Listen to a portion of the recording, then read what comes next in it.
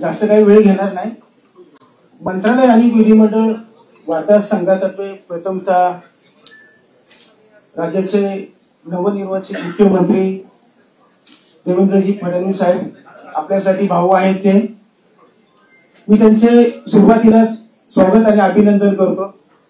साहेब, लोकसभेची आचारसंहिता लागण्यापूर्वी आपल्या महायुती सरकारने राज्यातील ज्येष्ठ पत्रकारांसाठी जी निवृत्ती वेतन आहे, बाळासाहेब आंबेडकर सन्मान योजना, तर 20,000चा एक GR काढलेला. परंतु नंतर आम्ही दादांशी पण नंतर कोऑर्डिनेशन केलं, परंतु काही अंमलबजावणी झाली नव्हती. मी जास्त काय मागणार नाही. जो GR निघालाय जो 20,000चा, याची फक्त अंमलबजावणी करावी. आपण राज्यातल्या लाडक्या बहिणींना जसा सन्मान दिला तसा राज्यातील लाडक्या पत्रकारांचा सुद्धा सन्मान करावा. यावेळी फक्त एवढंच मागणी करतो. याच्या पुढे आपल्या गाठी भेटी होतील त्यावेळेस मी अधिक मागण्या करेन. आणि पुन्हा एकदा मी माननीय मुख्यमंत्री साहेबांचे, दादा वगैरे आले आहेत, सर्वांचे मी स्वागत करतो, अभिनंदन करतो. धन्यवाद. आपल्यासमोर आपल्या अध्यक्षांनी ज्या अपेक्षा व्यक्त केल्या त्या माननीय मुख्यमंत्री साहेब परिपूर्ण करतील असं मी समजतो. फक्त त्याने आणखी एक विनंती करतो की गेल्या काही काळापासून 6व्या मजल्यावर होणारी कॅबिनेटच्या नंतरची बैठक पत्रकारांशी संवाद साधणारी ती खूप काळ बंद झालेली आहे. मी माननीय मुख्यमंत्र्यांनी या निमित्तानं विनंती करतो की आपण आश्वासन दिलेलं आहात की खूप चांगलं काम यापुढे होणार आहे. हे काम तात्काळ लोकांपर्यंत पोहोचावं यासाठी ती कॅबिनेट सिस्टम जी आहे आपली ती आपण पुन्हा 6व्या मजल्यावर सुरू करावी अशी मी आपणास विनंती करतो. मी आपले अध्यक्ष माननीय प्रमोदजी डोईफळे यांना विनंती करतो की आपण तमाम पत्रकारांच्या वतीने, मंत्रालय वार्ताहर संघाच्या वतीने माननीय मुख्यमंत्र्यांचा आपण सन्मान करावा.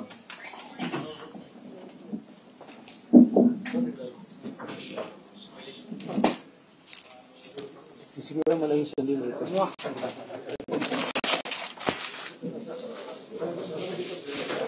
अजून एक जण मिळालं अशी इच्छा आहे.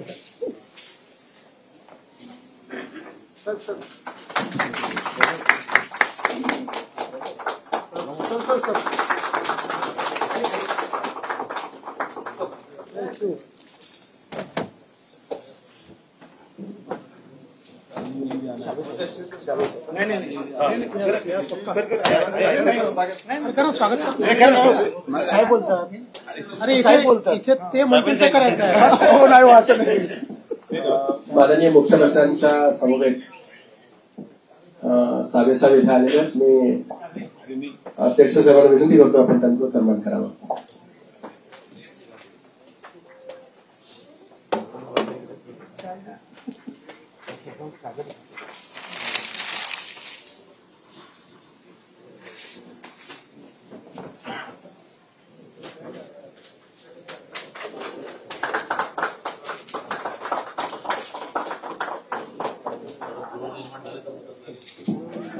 यानंतर आपल्याशी संवाद साधतील माननीय मुख्यमंत्री देवेंद्रजी फडणवीस. पण तत्पूर्वी ते संवाद साधत असताना त्यांच्यामध्ये व्यत्यय होईल असं कोणीही करू नये अशी विनंती आहे. त्यांनी सांगितलं खूप वेळ इथे आहे, त्यामुळे आपल्याला प्रश्न जेव्हा विचारायचे असतील तेव्हा आपण हात वर करायचा, तेव्हाच आपण प्रश्न विचारता येतील. मी माननीय मुख्यमंत्र्यांना विनंती करतो की आपण संवाद साधावा.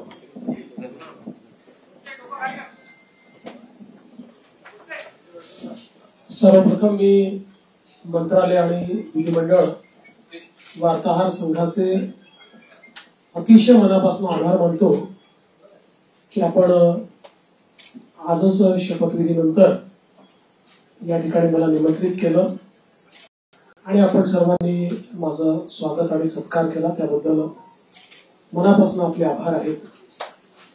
आणि मगाशी प्रवीणजी आणि प्रमोदजी असं म्हणाले की जेव्हा जेव्हा त्यांची बॉडी असते तेव्हा तेव्हा मी मुख्यमंत्री होतो,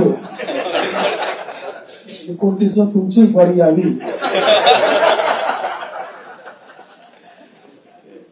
अशी शुभकामना मी तुम्हाला देतो. खरं म्हणजे आपला हा संघ राज्याच्या आपल्या संपूर्ण लोकशाही व्यवस्थेतला एक अत्यंत महत्वाचा स्तंभ आहे.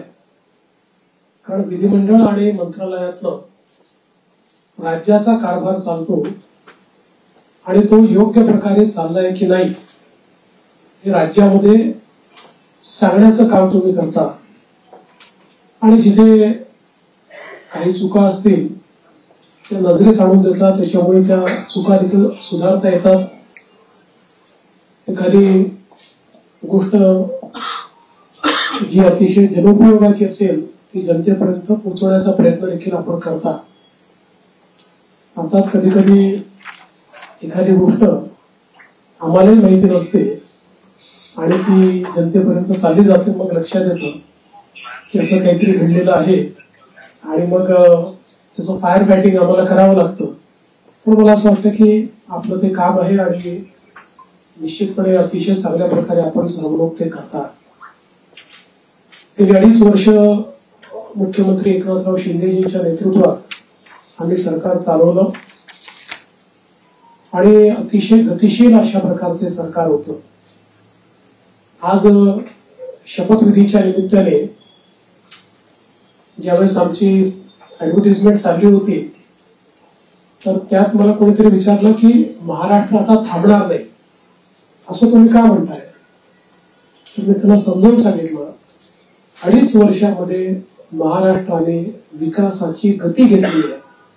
आता या गतीला आम्ही तसंच पुढे नेऊ. आता महाराष्ट्र थांबणार नाही.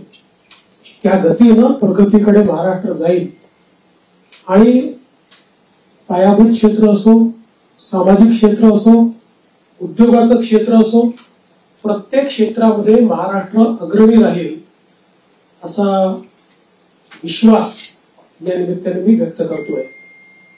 कारण म्हणजे जरी आमचे रोल बदलले असले, मी 14ला मुख्यमंत्री होतो, शिंदे साहेब आमच्या सोबत होते, 19ला 72 तासांकरता का होईना पण मी आणि अजितदादा मुख्यमंत्री आणि उपमुख्यमंत्री होतो. मग मागच्या काळामध्ये शिंदे साहेब मुख्यमंत्री होते, मी उपमुख्यमंत्री होतो आणि अजितदादाही उपमुख्यमंत्री होते. आता पुन्हा मी मुख्यमंत्री आणि शिंदे साहेब उपमुख्यमंत्री आहेत, अजितदादा उपमुख्यमंत्री आहेत. रोल जरी आमचे बदलले असले तरी देखील दिशा तीच राहणार आहे, गती तीच राहणार आहे, समन्वय देखील तोच राहणार आहे.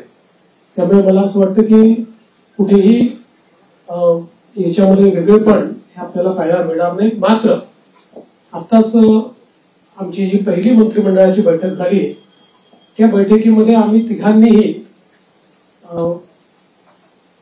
सगळे जे आमचे अधिकारी आहेत त्या अधिकाऱ्यांना सांगितलं की मागच्या काळामध्ये पहिल्यांदा शिंदेजी आणि आम्ही आलो तर 50 ओव्हरची मॅच होती.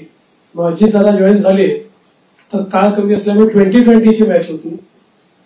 आता टेस्ट मॅच आहे, त्याच्यामुळे नीट योग्यपणे धोरणात्मक निर्णय घेत पुढची पायाभरणी योग्य प्रकारे करत आपल्याला राज्याला पुढे न्यायचं आहे. आणि मला विश्वास आहे की वेगवेगळ्या योजना आम्ही सुरू केलेल्या आहेत, वेगवेगळ्या पायाभूत गोष्टी आम्ही सुरू केल्या आहेत. मग इरिगेशन मधले नदीजोड प्रकल्प असतील किंवा ऊर्जा क्षेत्रामध्ये 16,000 मेगावॅटचे सौर ऊर्जेचे प्रकल्प असतील की ज्यातनं शेतकऱ्यांना दिवसा वीज मिळणार आहे, किंवा सामाजिक क्षेत्रातले लाडकी बहीण सारखे प्रकल्प असतील, मुलींच्या जी पूर्वी आम्ही 50% फी द्यायचो त्याच्याऐवजी 100% फी देण्याचा आमचा निर्णय असेल. असे हे जे वेगवेगळे निर्णय आहेत हे निर्णय पुढे सुरूच ठेवायचे आहेत. आणि आमचा प्रयत्न हा असणार आहे की आम्ही आमच्या वचननाम्यामध्ये, जाहीरनाम्यामध्ये जी जी आश्वासनं दिलेली आहेत ती आश्वासनं पूर्ण करण्याच्या दृष्टीनं पावलं आम्हाला उचलायची आहेत. आणि त्या दृष्टीनं पुढच्या काळामध्ये आम्ही निश्चितपणे योग्य वेळी योग्य निर्णय करून दिलेली सगळी आश्वासनं पूर्ण करण्याचा प्रयत्न करणार आहोत. मी या निमित्ताने महाराष्ट्रातल्या जनतेला आश्वासित करू इच्छितो की एक लोकाभिमुख सरकार, सर्व समाजाला सोबत घेऊन चालणारं सरकार हे महाराष्ट्राला पुढच्याही काळात पाहायला मिळेल.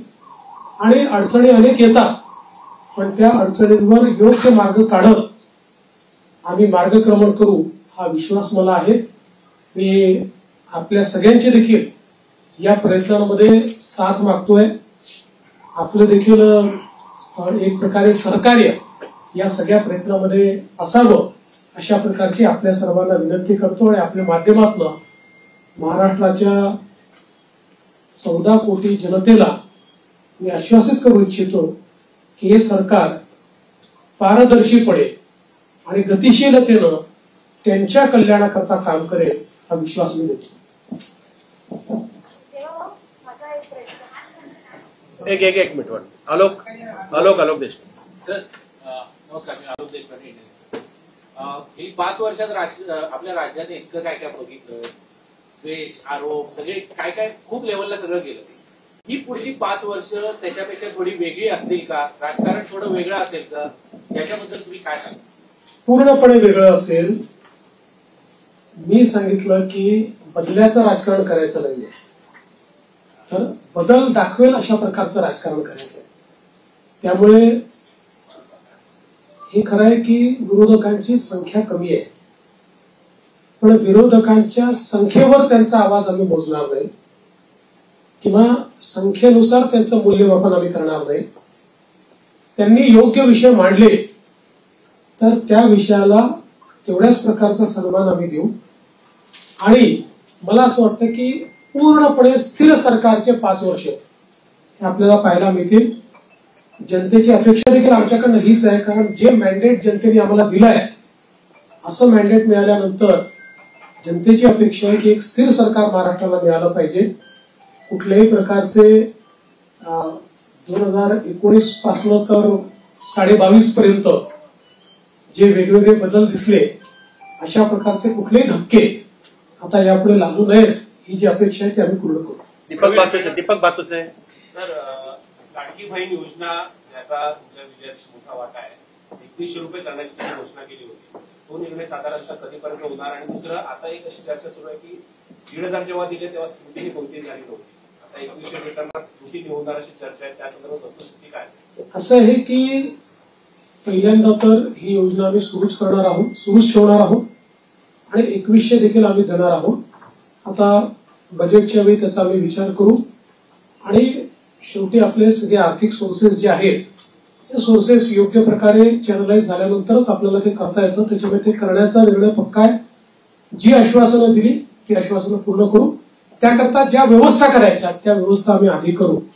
स्क्रुटिनीचा जिथपर्यंत सवाल आहे तिथपर्यंत एवढंच आहे की निकषाच्या बाहेर जर कोणी घेतलं असेल, निकषातला जो असेल त्याला कोणालाही त्यातनं कमी करायचं नाहीये. पण काही तक्रारी आल्या आहेत की निकषाच्या बाहेर मिळालेला आहे. जसं आपल्याला कल्पना असेल की शेतकरी सन्मान योजना जेव्हा मोदीजींनी सुरू केली त्यावेळी पहिल्यांदा जे काही बेनिफिशियरीज होते लक्षात आलं की मोठ्या शेतकऱ्यांना देखील ते मिळालेलं आहे. मग नंतर त्यातल्या अनेक शेतकऱ्यांनी स्वतःच त्या ठिकाणी सांगितलं की आम्ही या निकषात बसत नाही. मला असं वाटतं त्यानंतर ती स्थिर झाली. अशाच प्रकारे जर ऍपरंटली या योजनेमध्ये काही ज्यांना आपण निकष ठरवलेले आहेत त्या निकषाच्या बाहेरच्या आमच्या बहिणी मिळाल्या तर त्याचा पुनर्विचार होईल, पण सरसकट काही पुनर्विचार वगैरे करण्याचा विषय नाही. मंत्रिमंडळाचा विस्तार कधी होईल आणि विधानसभा अध्यक्षांची निवड मुंबईच्या अधिवेशनात करण्यात? विधानसभा अध्यक्षाची निवड ही मुंबईच्या अधिवेशनातून आम्ही करू, कारण नियमच असा आहे की शपथ झाल्यानंतर अध्यक्षाची निवड करावी लागते. अध्यक्षांच्या निवडीनंतर राज्यपालांचं अभिभाषण करावं लागतं. त्यामुळे ती सगळी प्रोसेस आताच आम्ही मंत्रिमंडळाने शिफारस करून राज्यपालांना पाठवलेली आहे की 7, 8 आणि 9 या 3 दिवसात ही शपथ घ्यावी. 9 तारखेला स्पीकरचं निवडणूक करावी आणि 9ला आपण अभिभाषण करावं नियमानुसार. अशा प्रकारची शिफारस आता मंत्रिमंडळाने माननीय राज्यपालांना पाठवली. विस्ताराच्या संदर्भात मला असं वाटतं की जवळपास आमची प्रक्रिया झालेली आहे. माझा स्वतःचा अंदाज असा आहे की नागपूर अधिवेशनापूर्वी आम्ही विस्तार करू. सोनू श्रीवास्तव. मेरा सवाल है कि सब कुछ अच्छा चल रहा था तो इतना डिले क्यों हो गया? और पूर्व बच्चे ने कहा दिक्कत थी कि आज भी मनोबल करना पड़ा. देखिए, ऐसा कोई डिले है ऐसा मैं नहीं मानता। इससे पहले भी 2004 में करीब 12-13 दिन का डिले हुआ था, 2009 में भी करीब 9 दिन का डिले था। तो कई बार हम लोगों को ये समझ लेना पड़ेगा कि कोएलिशन की गवर्नमेंट होती है तो उसमें बहुत निर्णय करने पड़ते हैं। एक पार्टी की सरकार होती है तो निर्णय एक ही पार्टी को करना है। कोएलिशन की गवर्नमेंट में बहुत बड़े पैमाने पर कंसल्टेशन करना पड़ता है।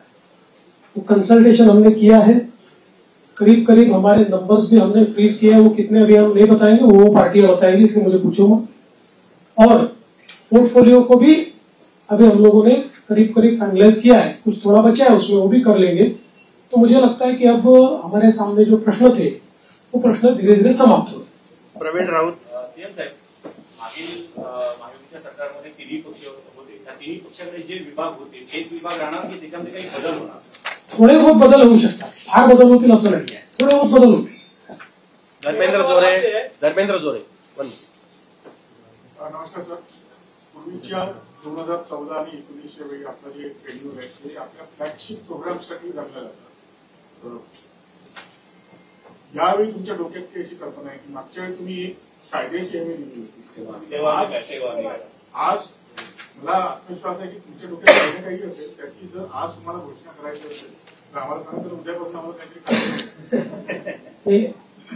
काही गोष्टी आहेत डोक्यात, पण अजून माझ्या दोन्ही कन्सल्टेशन मित्रांची कन्सल्टेशन बाकी आहे. पण आता माझा फोकस जो आहे ना तो या ज्या काही महत्वाच्या योजना आहेत, जसं नदी जोड प्रकल्प, याचं काम सुरू झालं पाहिजे, याच्यावर माझा भर असणार आहे. सौर ऊर्जेचे प्रकल्प आपण घेतले आहेत, ज्याच्यामध्ये आता रोजची डिलिव्हरी सुरू झाली. आता 60 मेगावॅट तयार झाले, 100 मेगावॅट अजून तयार होत आहेत. कुठल्याही परिस्थितीमध्ये 2026 पर्यंत 16,000 मेगावॅटचे प्रकल्प पूर्ण करायचे आहेत. त्यामुळे ही जी कामं ऑलरेडी हातात घेतली की जी शाश्वत विकासाची कामं आहेत, ज्यातनं शेतकऱ्याचं कल्याण होणार आहे, राज्याचं कल्याण होणार आहे, हे आणि यातला प्रत्येक प्रकल्प असा आहे की ज्याचा नीट फॉलोअप करावा लागतो. आणि नुसते आपण टेंडर घेऊन टाकल्याने होत नाही, अडथळे येतात, ते अडथळे दूर करावे लागतात. त्यामुळे मागच्या काळातली जी आमची एक वॉर रूमची पद्धत होती, माननीय शिंदे साहेबांनी देखील ती सुरू ठेवली होती, पण ती अधिक इफेक्टिव्ह कशी करता येईल असा माझा प्रयत्न असणार आहे की ज्यातनं किमान जे फ्लॅगशिप कार्यक्रम आहेत त्यांच्याकरता आपल्याला ही वॉर रूमची अधिक त्याचा उपयोग कसा करता येईल. जलयुक्त शिवार सारखी योजना जी पुन्हा आम्ही गेल्या 2.5 वर्षामध्ये त्याला बळकटीकरण केलेलं आहे, या योजनेला अधिक वेगाने आपल्याला कसं करता येईल याचा प्रयत्न माझा असणार आहे. त्यामुळे एकूणच ज्याला आपण मूलभूत अशा प्रकारचे जे निर्णय असतात त्या निर्णयावर अधिक भर द्यायचा माझा प्रयत्न असेल. दिनेश मौर्या.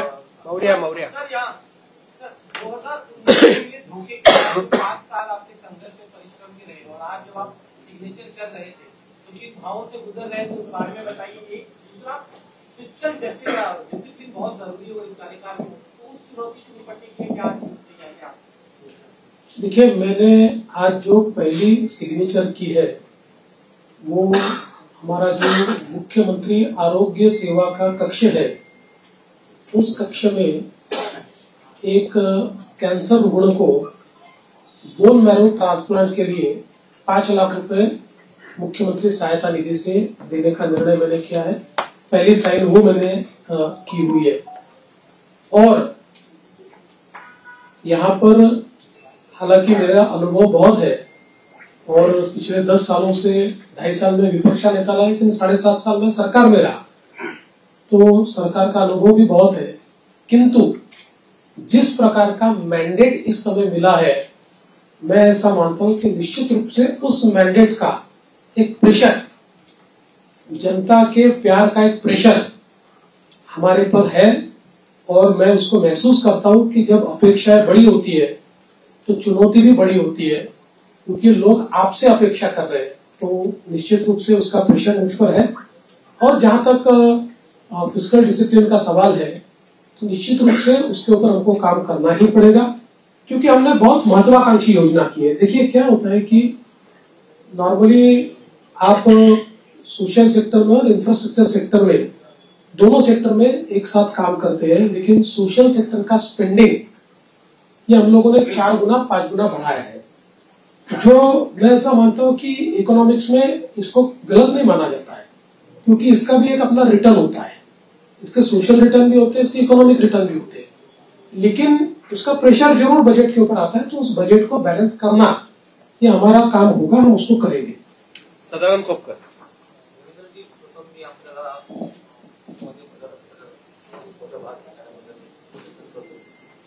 पूर्वीचं जे जो महाराष्ट्र आपण पाहिला होता, 2014 नंतरचा 2024 10 वर्षाचा काळ म्हणजे तसा फार मोठा काळ गेलेला आहे.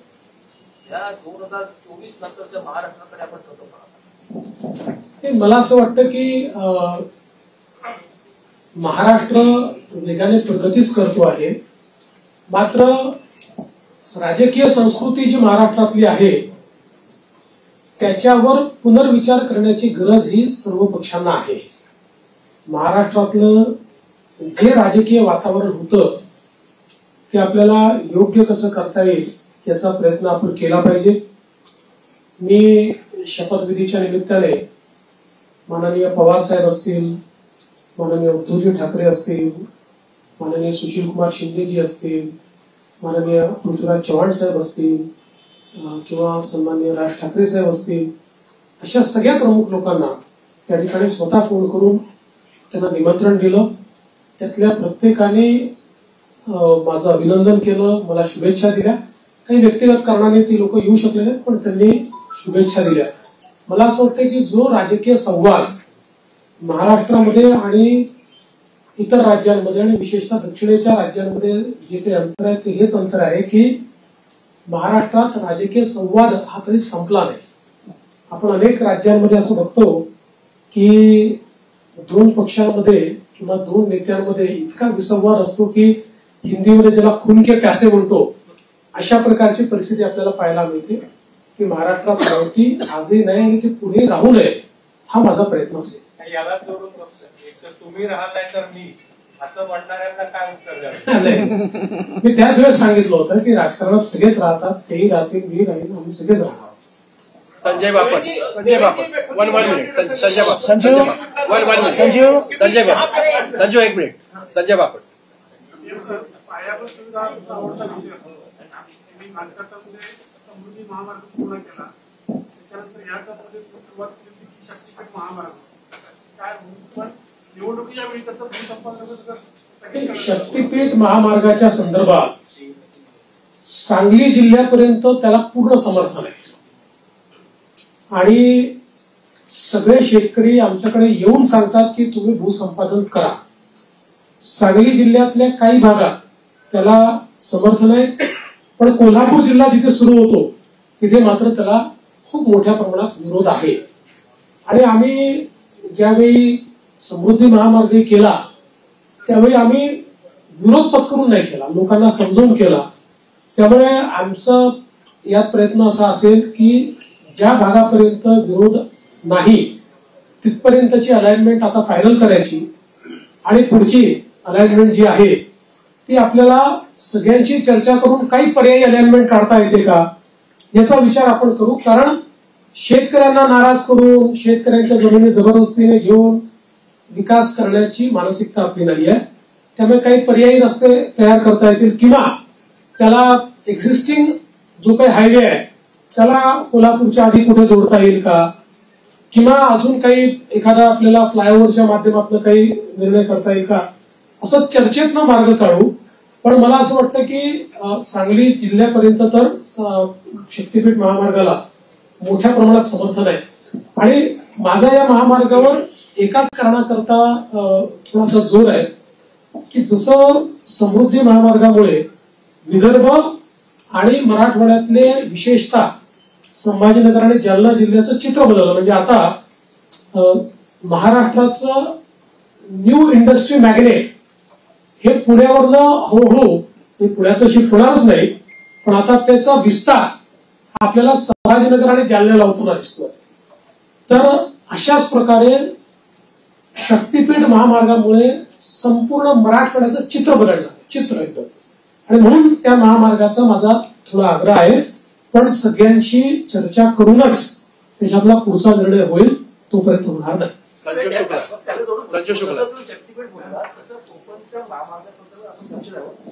नाही, ते असं आहे की तुमची विनंती ही योग्यच आहे आणि मुंबई गोवा महामार्ग याचा विषय काढला की आम्हाला जरा अडचण होते. म्हणजे गडकरी साहेबांनी तर देशाच्या संसदेत सांगितलं की मी देशाच्या कानाकोपऱ्यात जिथे होऊ शकत नाही तिथे महामार्ग केले, पण या एका महामार्गाने मला फार त्रास दिला.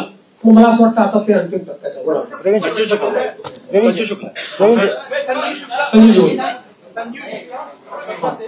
पहले तो आपको तीसरी बार मुख्यमंत्री बनने के लिए बधाई देता हूँ. मैं ये जानना चाहता हूँ कि पिछली बार मतलब आपने जो गृहमंत्री के तौर पर काम अच्छा किया है, लोगों की भावना है आपके मंत्रालय के पास रखी, तो वो रखेंगे क्या? दूसरी बात मैं ये भी कहना चाहता हूँ कि लाडली बहनों की वजह से आपको सफलता मिलने में काफी आसानी हुई. राजनीति में इतने व्यभिचारी घुस गए हैं, कई मंत्रियों के ऊपर ऐसे बलात्कार के इस तरह के आरोप लगे हैं, तो क्या आप उनका पेजल देखें उसके बाद मंत्री बनाएंगे या किसी को बना देंगे? पहला जो आपका सवाल है उसमें कौन सा मंत्रालय किसके पास रहेगा, ये अंतिम चरण में है. उसका निर्णय तीनों मिलकर करेंगे. यूनिलैटरली उसकी घोषणा मैं नहीं कर सकता. और जहां तक पुराने मंत्रियों का सवाल है तो उसमें निश्चित रूप से सभी के काम का एक मूल्यमापन तो हो रहा है, मूल्यांकन हो रहा है. उस मूल्यांकन क्योंकि हमारे जो दोनों साथी है एकनाथ शिंदे जी ने भी और दादा ने भी, हम तीनों ने बैठकर ये तय किया है कि हम मूल्यांकन करेंगे, पुराने मंत्रियों के कामों का मूल्यांकन होगा, उसके आधार पर आगे का निर्णय होगा. और कई बार क्या होता है, देखिए जब मंत्रिमंडल बनता है तो रीजनल बैलेंसेस होते हैं, अलग अलग प्रकार के समाजों का प्रतिनिधित्व होता है. तो इसलिए मुझे ऐसा लगता है कि कई कुछ निर्णय ये देखकर भी हम लोग करेंगे कि भाई पिछले बार उन्होंने कैसा काम किया है. कई बार ये होता है कि किसी ने अच्छा काम भी किया होता है लेकिन रीजनल बैलेंस में क्योंकि 3 लोगों को मंत्री पद बांटने हैं तो आगे पीछे होता है.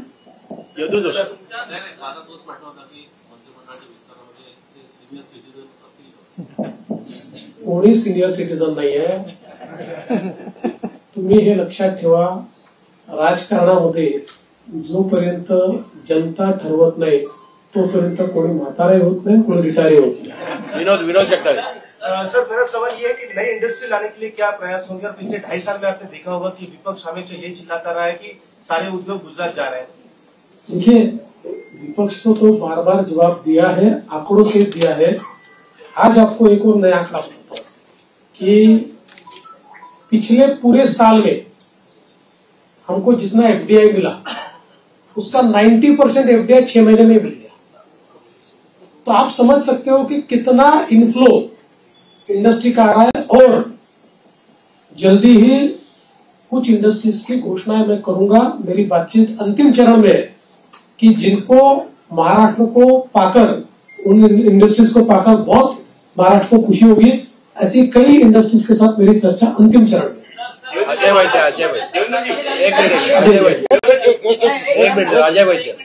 आपण अनेक कल्याणकारी योजना सुरू केलेल्या आहेत.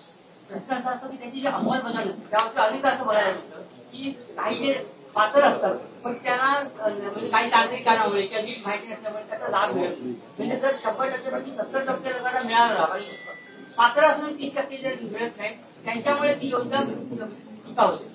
तर ह्याची जी अंमलबजावणी जी आहे त्याच्यासाठी एक मॉनिटरिंग सिस्टीम अशी तुम्ही काही सजेशन द्या म्हणून मी सजेशन देतो. चांगलं आहे. कराल का तुम्ही असं मॉनिटरिंग सिस्टीम असावी की त्याचं एक स्वतंत्र खातं निर्माण करावं, त्याला एक कॅबिनेट दर्जाचे मंत्री असावे, त्यांना सगळ्या खात्यांना ऍक्सेस असावा आणि त्यामुळे त्यांनी त्याचं मॉनिटरिंग केलं काय तर ह्या योजना खरोखर लोकांना प्रत्यक्ष लाभ होऊ शकेल. आणि माझं एक सजेशन असं आहे की शिंदे साहेबांनी या सगळ्या याच्यात जो हे केलेलं आहे ते शिंदे साहेबांकडे काम सोपवलं तर ते चांगल्या प्रकारे होऊ शकेल आणि त्यांना सगळे अधिकार द्यावे करायचं आणि या खात्याला शिवशाही खातं असं नाव द्यावं अशी माझी. आपली सूचना चांगली आहे. मला असं वाटतं की याच्यामध्ये फायनान्शियल मॉनिटरिंग हे सीएजीच्या थ्रू होतं. सोशल ऑडिट करता आपल्याकडे कुठली यंत्रणा नाही. या योजनांचं केवळ आपण फायनान्शियल ऑडिट करतो सीएजीच्या माध्यमातून. निश्चितपणे फ्लॅगशिप ज्या योजना आहेत याच्या सोशल ऑडिटची देखील काही व्यवस्था आम्ही उभी करू.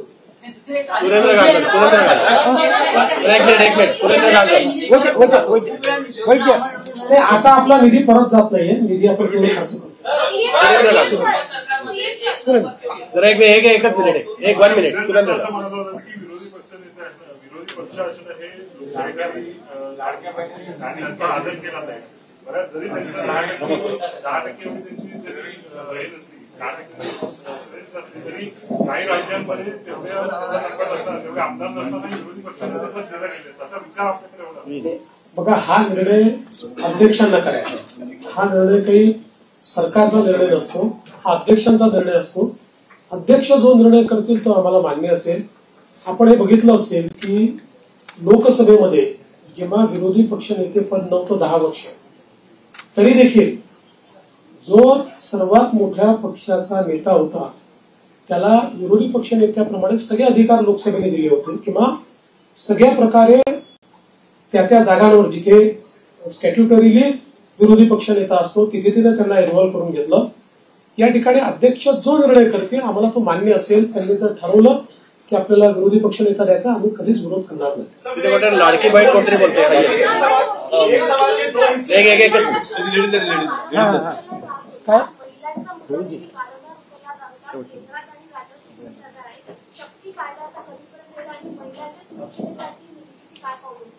बघा, शक्ती कायद्याच्या संदर्भात प्रॉब्लेम असा झाला की शक्ती कायदा आपला गेल्यानंतर दरम्यानच्या काळामध्ये वेगवेगळ्या डिपार्टमेंटला तो गेला, कारण आपला कायदा हा केंद्राच्या अनेक कायद्यांवर अधिक्षेप करणारा होता आणि त्याचसोबत काही तरतुदी आपल्या ज्या होत्या त्या संदर्भात काही विसंगत निर्णय, म्हणजे त्यापेक्षा वेगळे निर्णय, विसंगत म्हणजे वेगळे निर्णय हे सुप्रीम कोर्टाने दिले होते. म्हणून तो कायदा त्या ठिकाणी चर्चेमध्ये होता.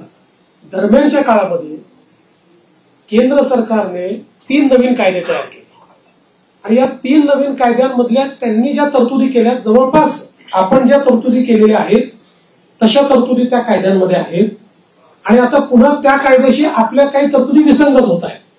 त्यामुळे आता केंद्र सरकारशी त्या संदर्भात चर्चा करावी लागेल. जसं आपण बघितलं असेल तर आता या नवीन कायद्यांमध्ये एक इंडिपेंडंट चॅप्टर हा रेपवर तयार झालेला आहे. फाशीपर्यंतची शिक्षा जी आधीच्या कायद्यांमध्ये नव्हती ती आता या नवीन ज्या आपण जी न्यायसंहिता केलेली आहे त्याच्यामध्ये ठेवलेली आहे. त्यामुळे आता या संदर्भात एकदा केंद्र सरकारशी चर्चा करून आवश्यक असेल तर कदाचित आपल्या कायद्यांमध्ये बदल करावा लागेल.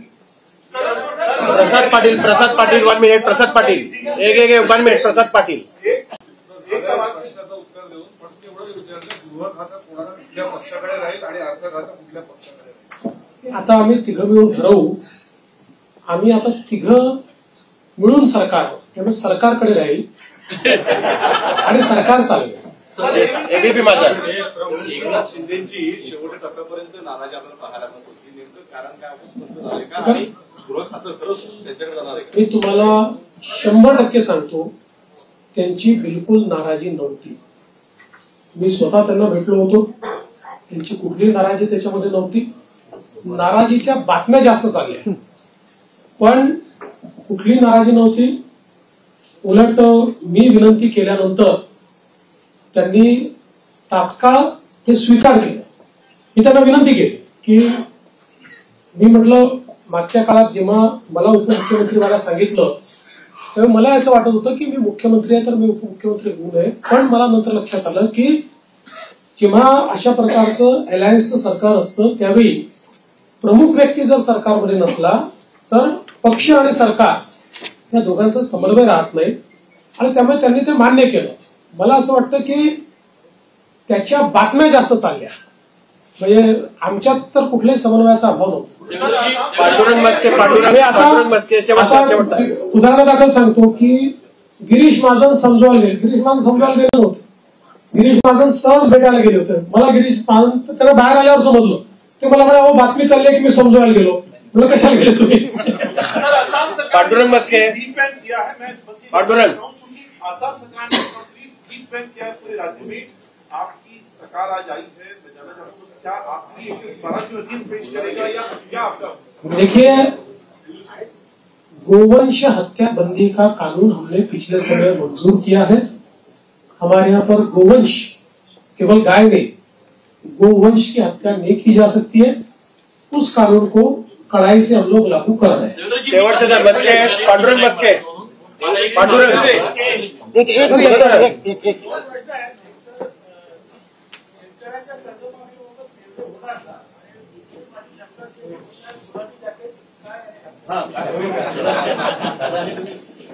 दादांनी शिवून दिलं.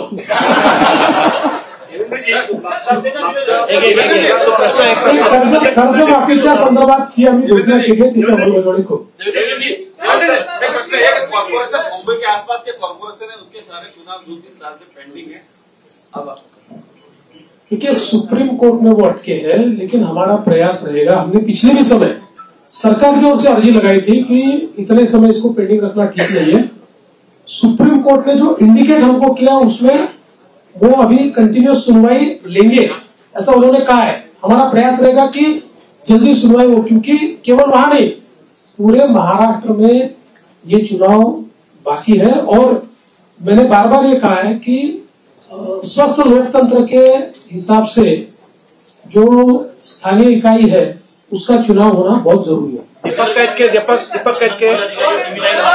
प्रश्न दीपक कैतके. प्रश्न असा आहे की आपला राजकीय संपूर्ण संघटनाचा सगळा संघर्षाचा प्रवास आम्ही बघितला, कव्हर पण केला.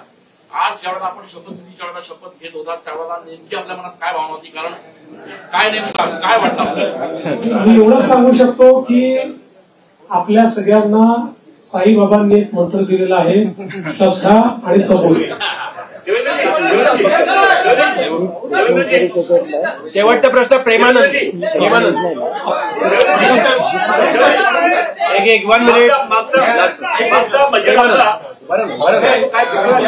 बरं ना, या निवडणुकीतील लोकसभेला घातला. तुम्ही सांगितलं पहिल्या कॅबिनेटमध्ये धनगरांना प्रश्न मार्गी लावणार. आता काय ठोस निर्णय होणार आहे? असं आहे की त्याच्यानंतर मी राज्याच्या विधानसभेमध्ये त्याची वस्तुस्थिती मांडली होती की कशा प्रकारे ऑलरेडी त्याच्या आधीच्या सरकारने हे देता येत नाही अशा प्रकारचा अहवाल हा केंद्र सरकारला पाठवला होता. त्याच्यानंतर त्याच्यामध्ये बरीच कारवाई झाली. मध्यंतरीच्या काळामध्ये त्याची केस कोर्टामध्ये झाली. कोर्टामध्ये त्याला सपोर्टिंग एफिडेव्हिट्स आम्ही केले, परंतु एका कुठल्या तरी सर्टिफिकेटमुळे कोर्टाने त्याच्यात दुसरा निर्णय घेतला. नंतर ते सर्टिफिकेट बोगस असल्यामुळे ते सर्टिफिकेट आम्ही रद्द केलं. आता पुन्हा कोर्टाच्या विचाराधीन तो विषय आहे आणि कोर्टामध्ये योग्य ती बाजू आम्ही मांडलेली आहे. आणि मराठा आरक्षणाच्या संदर्भात निश्चितपणे मराठा समाजाला न्याय देण्याचा प्रयत्न मागच्या काळात आम्हीच केला आणि पुढे आम्हीच मराठा समाजाला न्याय निश्चितपणे देऊ.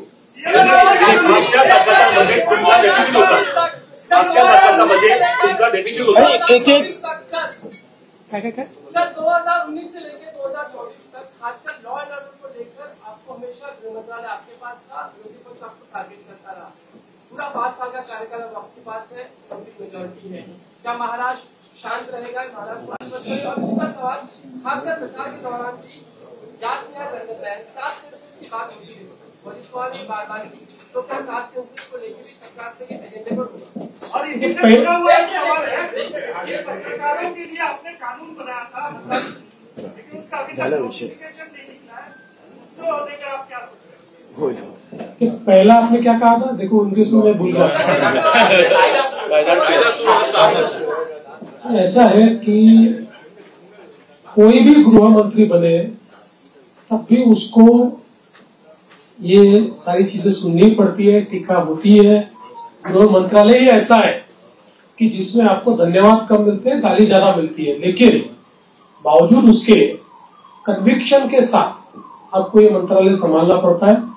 मैंने कन्विक्शन के साथ उसको संभाला और मैं इतना ही आपको कहता हूं कि इस कार्यकाल में भी हमारी सरकार गृह मंत्रालय के माध्यम से महाराष्ट्र में कानून व्यवस्था अच्छी रहे, महाराष्ट्र के लोगों को सुरक्षित लगे, इस प्रकार के सारे उपाय करेंगे।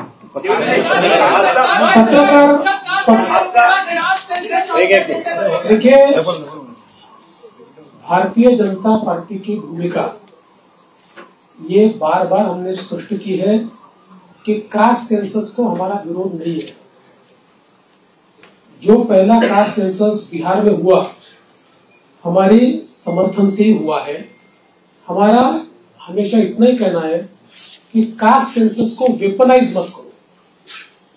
कास्ट सेंसस का वेपन के रूप में अगर उपयोग किया तो जो माइक्रो समाज है, संख्या में कम समाज है, विशेष रूप से माइक्रो ओबीसीज है, इनके ऊपर उसका अन्याय हो सकता है। इसलिए कास्ट सेंसस अगर करना है तो उसका पहले क्या हमको उसमें से पाना है ये हमने तय करना चाहिए, उस प्रकार से उसको करना चाहिए। उसको राजनीतिक वेपन बनाने की कोशिश अगर होगी तो समाज में विघटन होगा। पत्रकार हल्ल्याच्या संदर्भात जी काही त्या कायद्याच्या संदर्भातली कारवाई बाकी आहे ती स्वतः लक्ष टाकेन त्याच्यामध्ये आणि आपण ते काम करू। आणि त्यासोबत पहिला प्रश्न जो अध्यक्षांनी या ठिकाणी मांडला होता की बाळशास्त्री जांभेकर जी आपली योजना आहे त्याच्यामध्ये आपण 20,000चा GR काढला, पण त्याच्या काही अटी शर्तीमुळे अंमलबजावणी होत नाही, तर पुढच्या आठवड्यातच त्या संदर्भातली कारवाई मी पूर्ण करेन। दिलीप जाधव, आजचा बजेट आपला डेफिसिट होता आणि त्याच्यानंतर ज्या तुमच्या शेवटच्या तुम्ही जाहीर केल्या त्यामुळे अजितांनी सांगितलं की आम्हाला आर्थिक स्थिती लावावी लागेल। नंबर 1, नंबर 2, कोकणाचं पॅकेज आपण मागितलं ते जाहीर केलं होतं, त्याचा पुढे काय झालं? पहिली गोष्ट अशी आहे की विकसनशील अर्थव्यवस्थेमध्ये बजेट हे डेफिसिटच असतं। गेल्या 20 वर्षामध्ये फक्त मला असं वाटतं 17-18चं बजेट होतं की ज्यात आपण रेव्हेन्यू सरप्लस होतो, बजेट डेफिसिटच होतो पण रेव्हेन्यू डेफिसिट नव्हतं। त्यामुळे डेफिसिट असं हे काही गैर आहे असं माझं मत नाहीये। फक्त पैसा कशावर खर्च होतो त्यातनं आपल्याला आउटपुट काय मिळतो या गोष्टी महत्वाच्या असतात। आणि तुमचा डेट जीडीपी रेशिओ काय, जसं उदाहरणादाखल लोक सांगतात महाराष्ट्रात 7 लाख झालं, 7 लाख कोटी खर्च झालं, पण महाराष्ट्राचा जो अर्थसंकल्प आहे किंवा महाराष्ट्राचा जो जीएसडीपी आहे तो आता ½ ट्रिलियनच्या वर गेलेला आहे। त्याच्यामुळे त्याच्याशी जेव्हा तुम्ही कम्पेअर करता त्यावेळी इतर राज्यांच्या तुलनेमध्ये महाराष्ट्र हा आपल्याला चांगलाच दिसतो। अर्थात आता ज्या कल्याणकारी योजना आम्ही घेतलेल्या आहेत त्याचा 2-3% भार हा पुन्हा ऋणभार म्हणून त्या ठिकाणी आम्हाला पडणार आहे, पण त्याच वेळी त्यातनं जे सोशल बेनिफिट मिळेल आणि कॅस्केडिंग त्यातनं जे इकॉनॉमिक बेनिफिट मिळेल त्यातनं पुढच्या 3-4 वर्षामध्ये आम्ही त्याची भरपाई करू शकू। म्हणून मला असं वाटतं की फार याची चिंता करू नये की डेफिसिट आहे, याची चिंता केली पाहिजे की डेफिसिट कशामुळे होत आहे। जो पैसा चाललाय तो सामाजिक क्षेत्रात किंवा इन्फ्रास्ट्रक्चरच्या क्षेत्रात योग्य वापरला जातोय की नाही तो प्रयत्न आम्ही करू।